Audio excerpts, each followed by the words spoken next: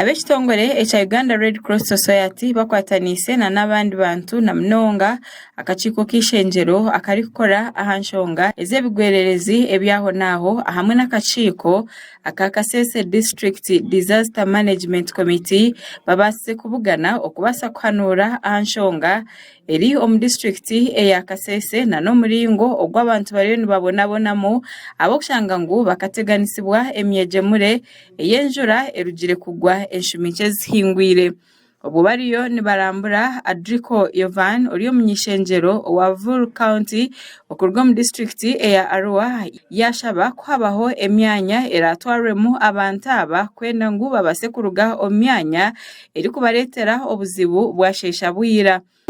Houses for them immediately, because if they stay here more than 2 months, I know we're going to see the problem of also death. And also this latrine, I'm not seeing the latrine here. I don't know where they're going to use it themselves, because this can cause also diarrhea. This can cause other diseases will come out.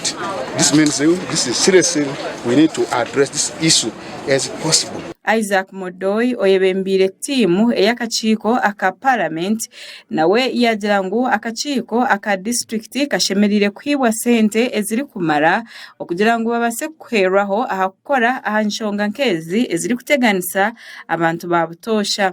Zanti tuongereyo ka sente mu committees zaffe eziri ku district yetuyita disaster management committee n'emmere baleete store zibeere no mu Kasese ngewaffe Mbale neba kikole store bwe nabeera kumpi ebeeremu emmere emala bulungi n'eddagala abasawo ne baveeyo bakole ogwabwe naye embeera eri wano etiisa kuba n'obudde bwenyini bwetulaga bulinga ate ebizibu kyeyongerayo mu maaso. Oguyayonjera yagira ngu gavumenti ya Uganda eshemerire kuteekaho akakiiko akiine obushoborozi okubasa kwemalirira okukora aha nshonga nkezi ez'ebigwererezi byaho naaho.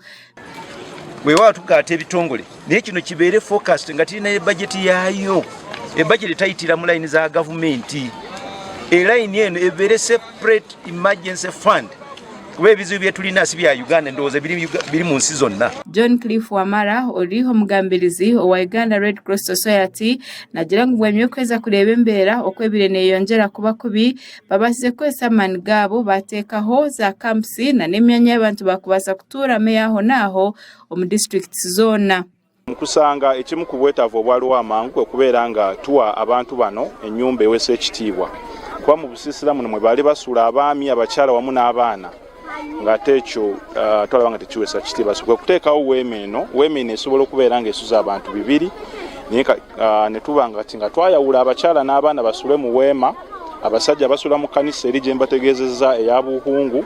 Wamala nayonjera agira ngu bahirize n'okuteekaho ekyayesire mobile clip erije kuba neyambaho abantu aba okutunga obujanjabi obw'ebyamagara.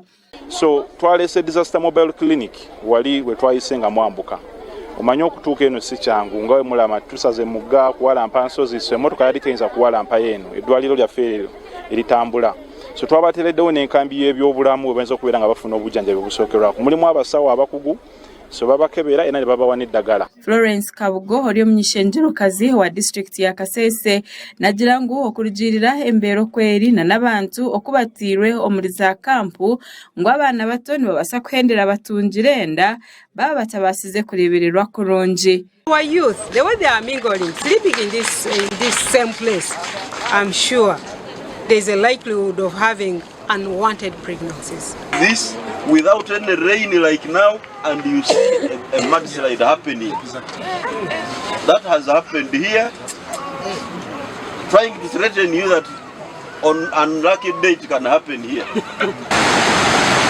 Amakuru agagasha kwa Gerard Muhindo ahabwa Sky TV agenshonga omuri Kasese.